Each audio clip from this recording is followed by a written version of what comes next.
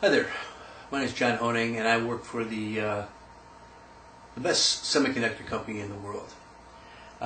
Pretty exciting times over there right now. You know, we've got some great technology, and you know, it's nice to actually have technology that rivals the competition again, which is fantastic.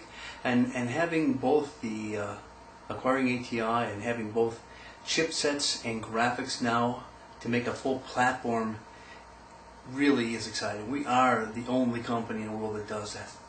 So what I'm going to do here is I'm going to try to show there's so much information out there for enthusiasts to go ahead and build and do all these. First step.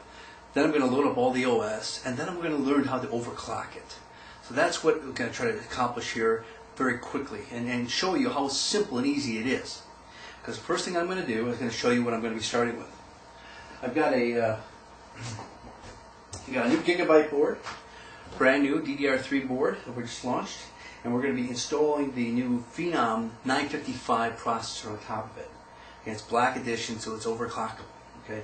The cool thing about that processor is, you know, right now it's a 3.2 gigahertz processor, but we've already overclocked it with liquid helium to over 6.84 gigahertz. It's pretty amazing.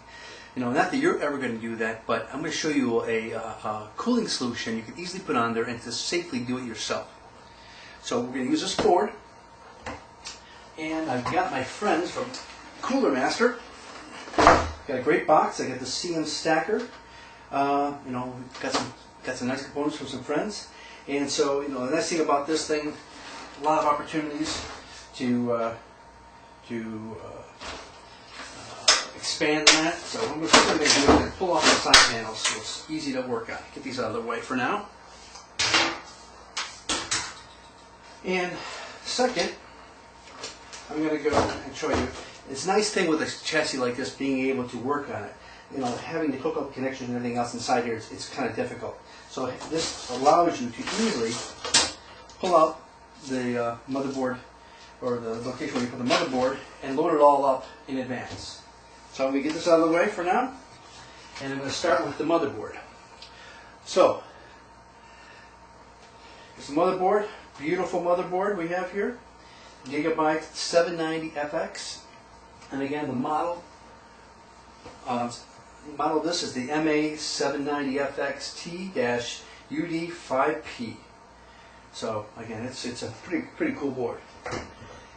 A lot of different things on this board. You can see here, many. We got 8 USBs, FireWire, dual NICs. It even has Dolby and an optical audio out. So it's pretty exciting. Now, because we're going to go ahead and install a Cool-It Domino, and you can see here it's all self-contained water-cooled solution on this thing. A couple things we're going to do to install this. Because it's an AMD platform, they made it so, as you can see, it easily will bolt up to the bolts where the air-cooled heatsink would go. So the first thing I'm going to do is I'm going to turn the board upside down, and I'm actually going to tape this plate on the back here so I can unscrew the screws, and so the plate doesn't fall off. Because once I put it on the motherboard, on the back plane here, on the chassis, it's going to fall. Obviously, it's going to fall down onto it. And hopefully, this will keep it in place long enough that I can actually go ahead and install this. So again, it doesn't need a whole lot.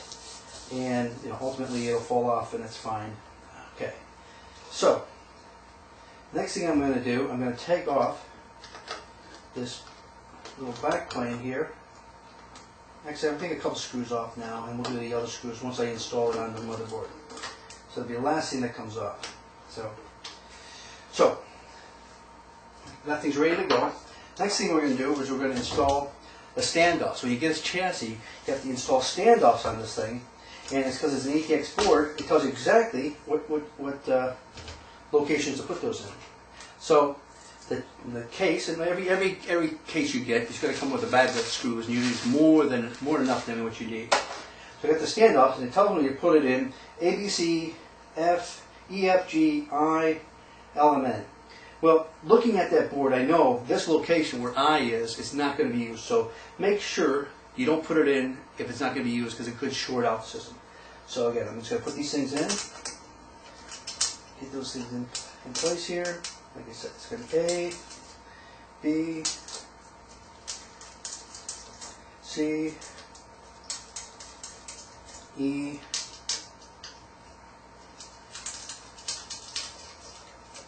F,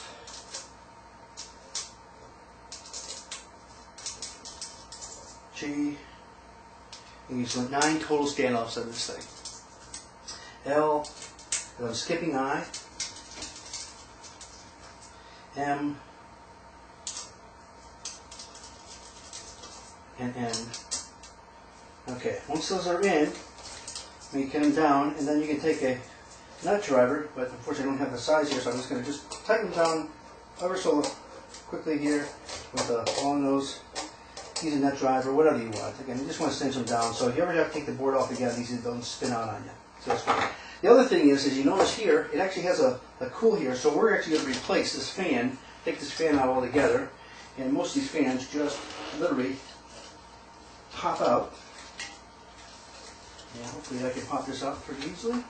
See how it's hooked in. Oh yeah. All right.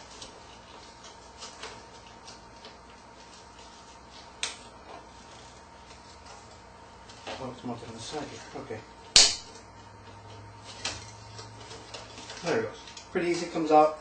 Use it for something else if you want, but we really don't need it anymore. So get rid of that. Okay. Next thing you need to do, you got a back plate, back peg here, which goes on the back side of your system here, which system goes off. Pretty easy. You can see it's legible, and that thing literally just snaps in. And I took out the other one already. And so you can just pop that one in. It's pretty much standard in all of them.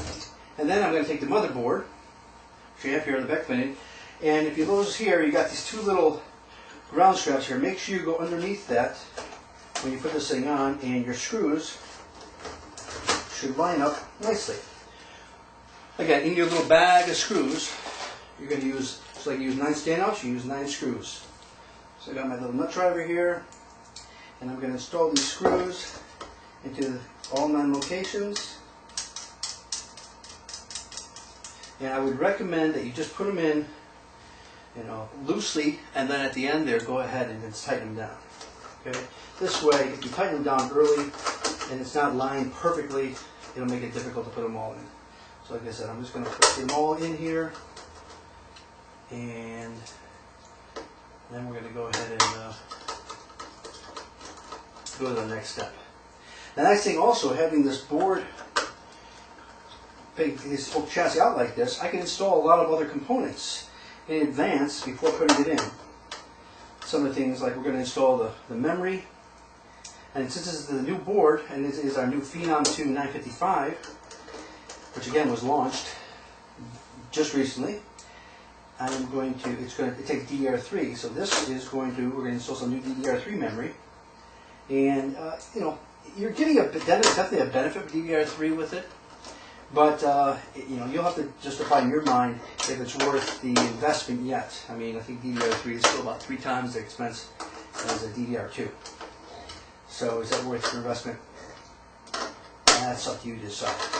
So we're going to do it, but the beauty also with this, we got them all tightened down, is we're going to install the processor now. Now, if you can see here, I've got a beautiful 955 processor here. When you install this thing, you have a little triangle on this thing, as you do on the actual motherboard here. So you make sure you line up the triangles, like so, and it should be very easily, nicely pop in there, and you put the little brace down, and you're done with that. Next thing I'm going to put in here is I got some nice Patriot RAM, nice 1600. According to the manual, you have to put it in pairs, either the blues or the whites, and so I'm going to drop it into here. And because I'm going to be installing Vista Ultimate 32-bit, it really doesn't take advantage of anything over 4 gigs. So I got two 2 gig sticks here, so I got 4 gig on this thing, and we're ready to go here. So that's installed, okay?